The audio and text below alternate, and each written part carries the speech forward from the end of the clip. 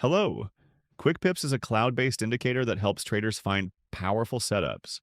It has two clouds. The slow cloud shows long-term momentum. The fast cloud shows short-term momentum.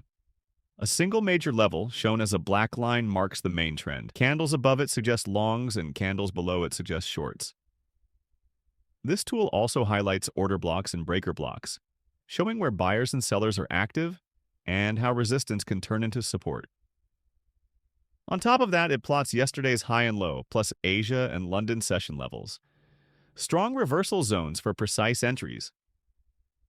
Before we dive into the trading model, let's quickly see how to load the indicator on TradingView. On your chart, go to the top menu and click on Indicators. Then go to Invite Only and click QuickPips. The indicator will be added to your chart instantly, and all settings are fully customizable, so you can adjust them to match your trading style. Now here's how the entry model works.